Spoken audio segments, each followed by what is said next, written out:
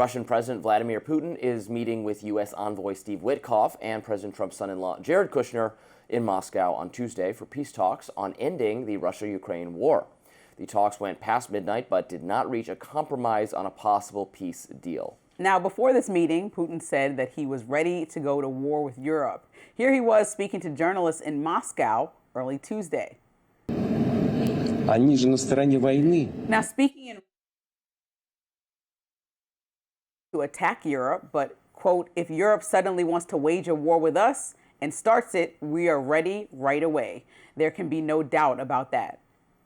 Putin added that Ukraine's European allies are sabotaging U.S.-led efforts to end the war, asserting, quote, they don't have a peace agenda, they're on the side of the war, and called their demands absolutely unacceptable. Meanwhile, Ukrainian President Volodymyr Zelensky is visiting Ireland in his travels to European allies. The AP reports that Ukrainian soldiers are expressing strong doubts that Moscow can be trusted to abide by any peace deal. Well, look, I mean, Putin is obnoxious because, yes, he started the war. This is a reaction to what he has done in invading a sovereign country. So, you know, his perspective on this is very biased and very warped. And I don't know that he can be trusted, but we need to end the war, as I've said many times, because Ukraine can only hold out so much longer, and thousands of people are dying, and they don't have a good negotiating position, so the terms are going to be unfavorable to them, and I think we have to all live with that.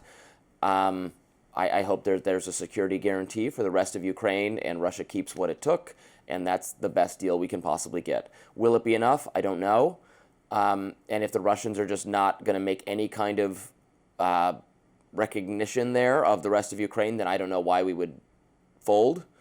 But it's a very tough situation, and I think Witkoff and Kushner are doing their best. I have total confidence in them, and good luck to them. I don't know what else to say. Well, I think the problem with Witkoff is that there was what we saw his interview with Tucker Carlson when he's like talking about Putin's a fine guy, but even if you put that to the side, just the acceptance. You got to say that. Fine, but even the acceptance of this 28-point plan that specifically people close to it have said that it came directly from Russia, and it was their 28-point plan to solve this and didn't have any Ukrainian input. And then when I mentioned to you last week that European leaders like President Macron in France said they're uncomfortable and don't trust Putin for some of these reasons. Well, he's explaining and showing exactly why we shouldn't accept plans and celebrate dictators in this way, because this is exactly what happens. He's just doing pretty much whatever he wants. And I think, you know, it's been 4 years and Russia shows no change and no chance of scaling back.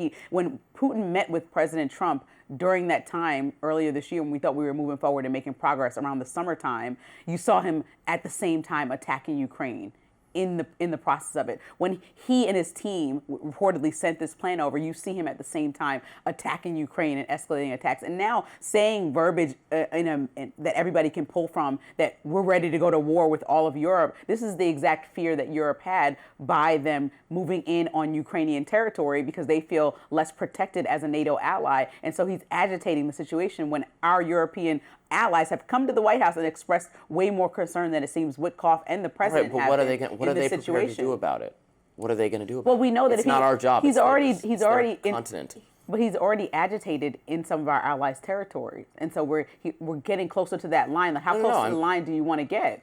And so that's what I'm asking. What are we going to say about it when our allies are telling us they don't want us to accept the plan that Putin has put forward? At least push back and give some more steam to Ukraine. What do you mean by push back? Push back and say, no, we don't accept you just saying you take and cede all the territory that you already taken. We don't accept you just laying out exactly what you want. We'll say it's that, like your and wish then they'll list. just take it anyway. I know, but we don't know what the conversations are, and so we're talking from a place of not being in the room with Witkoff. I know that and all we know is that Witkoff says he's a good guy, Ukraine. and we're going to accept the plan that he sent. He's trying to convince President Trump to accept the plan that Russia sends over, and Europe doesn't agree with that. If they want that territory back, they got to take it by force. Send in troops then, declare war on Russia, and go get it back. And if you're not willing to do that, I don't want to hear much more about it, because that's the only option. We're not going to negotiate them out into giving the territory up, because they don't have to. We have to force them militarily, which we're not willing to do, and it doesn't sound like Europe's willing to do. In which case, put up or shut up. Do it or stop complaining about it. That's what I have to say to them. I don't think that Russia wants to stay in this war this long. But we'll keep talking about this. Yeah. I don't think they want to keep going on. Next up, pop star Sabrina Carpenter is blasting the White House for using one of her songs in a social media video about deportations. My Lens is up next.